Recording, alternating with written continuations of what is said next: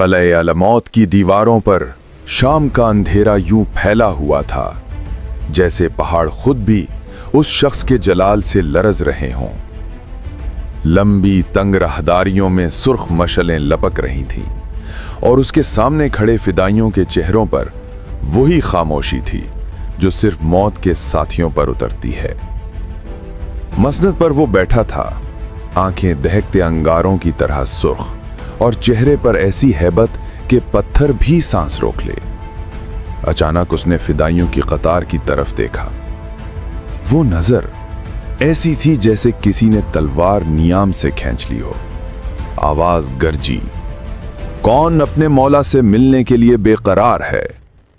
फिदाइयों के कदम बैक वक्त लरस कर आगे बढ़े, हर एक दूसरे से सबकत ले जाने पर तुला हुआ।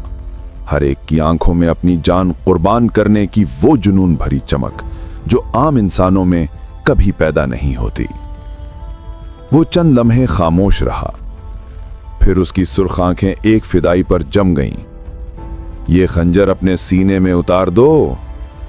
फिदाई ने पलक तक ना झपकी, खंजर निकाला और अगले ही लम्हे उसका सीना चीरा जा चुका था।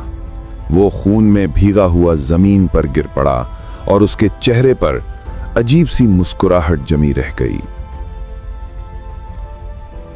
हसन ने अब बगैर नाम लिए सिर्फ एक उंगली उठाई।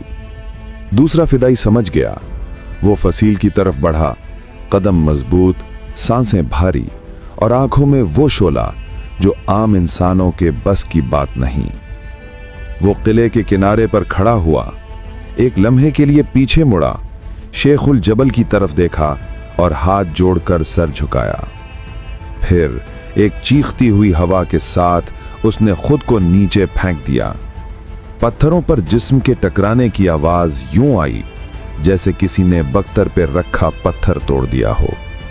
हड्डियां बिखर गईं और उसका खून नीचे बर्फ पर सुर्ख निशान बन गया।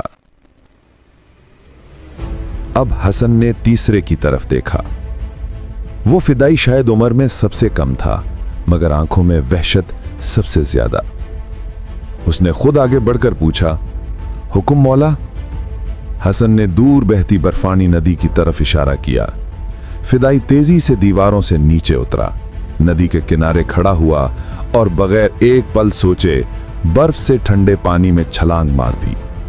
पानी की सतह पर सिर्फ एक चीख उभरी, फिर सब खामोश। उसके हाथ आखिरी बार उभरे और यह बस्ता धार उसे दजला के सबसे घप अंधेरे में ले गई।